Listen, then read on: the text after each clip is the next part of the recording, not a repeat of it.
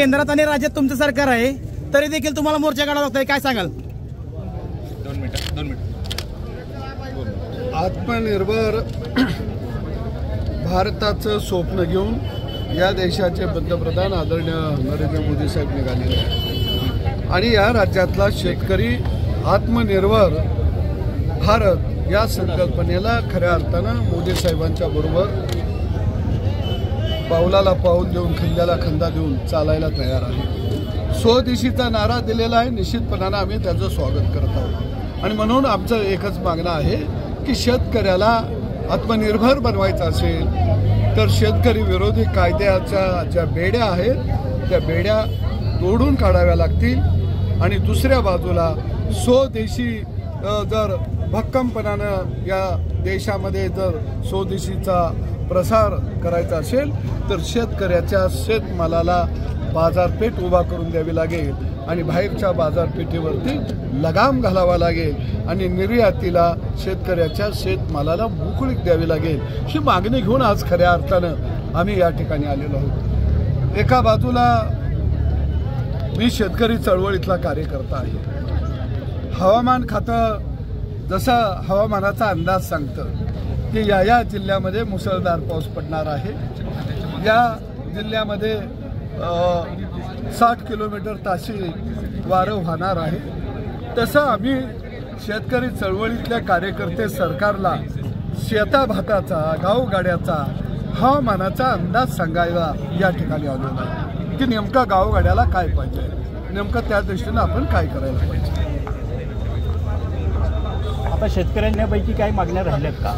राज्यामध्ये मोठ्या प्रमाणामध्ये परतीच्या पावसानं नुकसान केलेलं आहे। मध्ये कांदा असेल, कापूस असेल, कडधान्य असेल, तूर असेल, उडीद असेल, मका असेल, ऊस पीक असेल, अनेक पिकांचं भाजीपाल्याचं आणि शेत जमीनसुद्धा मोठ्या प्रमाणामध्ये खचून गेलेली आहे। हातात तोंडाला आलेला शेतकऱ्याचा घास गेलेला आहे। सरकारनं चांगली आणि मोठी मदत राज्यातल्या शेतकऱ्याला करावी, सरकार मदत करणार आहे, परंतु जरा भरीव मदत करावी की जेणेकरून राज्यातला माझा शेतकरी खऱ्या अर्थानं या आसमानी आणि सुलतानी संकटातून उभा राहू शकेल। गेल्या 10 वर्षात केंद्रात व राज्यात तुमचं सरकार आहे तरी देखील दूध उत्पादकाचे प्रश्न आहेत गेल्या 10 वर्षापासून, यावर काय सांगाल? हो त्याला जोडून विचारतो, तुम्ही आता सांगितलं तुम्ही 1995 पासून दुधाच्या धंद्यात आहात किंवा व्यवसायात आहात, पण तरीही कायदा होत असताना आणि कायदा होता मी आपल्याला नम्रपणानं सांगेन, मी एका गोष्टीचा उल्लेख केला होता। हा कायदा 1976ला आलेला आहे, त्याच्यानंतर 2-3 वेळा ह्याच्यामध्ये दुरुस्त्या झाल्या। 1995ला गोवंश हत्याबंदी कायद्यात अजून काही बदल झालं, त्यावेळी आम्ही शेतकरी चळवळीनं विरोध केलेला होता। शरद जोशींनी त्या संदर्भामध्ये भाष्यही केलेलं होतं की गोवंश हत्याबंदी कायदा नव्हे, हा गोपालक हत्याबंदी कायदा आहे। परंतु शेतकऱ्यांच्या मध्ये तेवढी जागृती त्या काळामध्ये नव्हती, याचं कारण शेतकऱ्यांना त्रास त्या काळामध्ये होत नव्हता। मी मगाशी सांगितलं की कॅन्सरचा पहिला टप्पा जाणवत नाही, दुसरा जाणवत नाही, तिसरा आणि चौथा जाणवतो। ज्यावेळी वाहनं अडवायला लागली दुधाळ जनावरांची, जर्सी गायची, होस्टन गायची, म्हशींची, आणि त्याचा परिणाम शेतकऱ्याच्या व्यवसायावर झाला, जनावरांचे भाव पडले गेले आणि मग शेतकरी आमच्याकडे यायला लागला की आता ह्याच्यावर तुम्हाला बोलावं लागेल। एक तुम्हाला मी सांगेन की घात असल्याशिवाय कधी पेरणी होत नाही, बिनघातीची पेरणी केली तर उगवून येत नाही। तुम्हाला हा धोका वाटला नाही का भाऊ, ज्यावेळेस हा कायदा लागू होत होता किंवा विधानसभेत मांडला जात होता त्यावेळेस तुम्हाला धोका नाही वाटला का की भविष्यात असं होईल? त्यावेळी आम्ही निवेदनं दिलेली आहे, त्यावेळी सरकारला आम्ही जागं केलेलं आहे, त्यावेळी सुद्धा आम्ही यावर बोललेलो आहे। आणि यापुढे काय राहणार आहे भूमिका सभागृहात? नाही, सभागृहात हे मांडू। आमची एकच मागणी आहे की देशी गाय ही आमची गोमाता आहे। शेतकरी, मी आपल्या सगळ्यांना हात जोडून विनंती करतो, शेतकरी देशी गाय कधीही विकत नाही, तो पाळायला देतो। लक्ष्मी म्हणून तिला पाळायला नेतात, कुणाचं लग्न होत नसेल तर देशी गाय दारामध्ये बांधतात, घरात गरिबी असेल तर देशी गाय दारामध्ये बांधतात, कुणाचा आजारपण मोठा असेल तर देशी गाय दारामध्ये बांधतात। परंतु आमचा प्रश्न आहे की जर्सी गाय जर्सी होस्टन आणि म्हशी, अरे यांना तुम्ही अडवू नका, कारण ते जर त्याची देवाणघेवाण नाही झाली तर दुधाळ जनावरांची संख्या वाढणार नाही, उलट संख्या घटेल.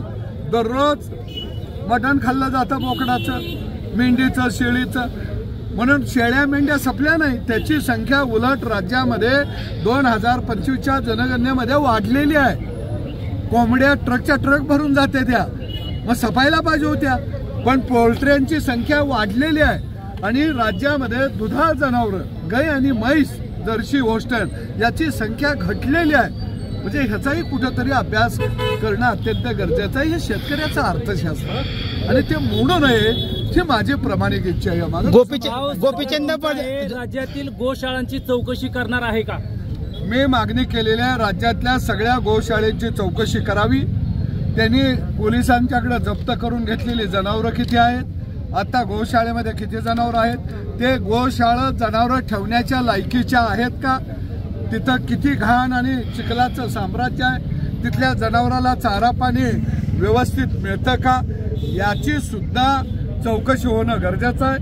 गोशाळेमध्ये जनावरं द्यायला एकदा का न्यायालयाचा निर्णय झाला की हे गोशाळावाले वकील लावून वरच्या कोर्टात का जातात, त्याच्या मागे त्यांचा काय हेतू आहे, त्यांचा एकदा खाली निकाल झाला की त्यांचा संबंध येतोच कुठं. आणि मुळामध्ये शेतकऱ्यांची जनावरं या फुकट तस्करी करणाऱ्या गोशाळेच्या मध्ये का सरकार पाठवतं, तो माल आमचा आहे, शेतकऱ्याच्या ताब्यात द्या, आमचा गोटा हीच आमची गोशाळा, ही आमची भूमिका आहे. गोपीचंद पडळकर यावर काय सांगाल त्यांचे? भाऊ ऐका ना, 2014 मध्ये फलटण दुग्ध व्यवसाय हा महत्वाचा आहे. माझं प्रेम कधी कुणावरच आटलेलं नाही, वडले तुमच्यावरच सुद्धा आटलेलं नाही. भाऊ एक प्रश्न शेवटचा असा आहे, पश्चिम महाराष्ट्रातील तुम्हाला अभ्यास आहे सर्व शेतकऱ्यांच्या आर्थिक स्थितीचा, त्याच्या उत्पन्नाचा, तर या दृष्टिकोनातून तुम्ही शेतकऱ्यांच्या बाबत सरकारला काय सांगू शकाल की शेतकऱ्यांची स्थिती आज काय आहे? एक आहे की सर 35 वर्ष मी चळवळीत काम केलं, माझ्यासारखा माणूस सुद्धा आज नैराश्यामध्ये आहे. कारण आज जातीपातीच्या राजकारणाला महाराष्ट्रामध्ये कधी नव्हे एवढा मोठ्या प्रमाणामध्ये होत आलेला आहे. नोकऱ्यांची टक्केवारी बघितली तर 2% आहे. 50% रोजगार देणारे क्षमता ही आजही माझ्या शेतीमध्ये आहे. पण चर्चा ह्या प्रत्येक जातीच्या चाललेल्या आहेत. जातीवर समित्या मंत्र्यांच्या नेमल्या जात आहेत, परंतु संपूर्ण राज्याला, देशाला खायला घालणारा माझा मायबाप हा दिनवाणी झाला. याच्यासाठी कुठेही समिती नाही, याच्यासाठी कुठेही मेळावं नाही, याच्यासाठी कुठेही मोर्चे नाही. आता फक्त आणि फक्त जातीच्या दुकानांचा माल विकायला लागलेला. भाऊ एक प्रश्न आहे, महाराष्ट्रात पहिला मोर्चा फलटण मधून काढताय, पुन्हा 2029ला माड्यामध्ये याची तयारी आहे? मी शेतकऱ्यांच्या प्रश्नावर लढणारा कार्यकर्ता आहे. मी तुम्हाला सगळ्यांना नम्रपणानं सांगेन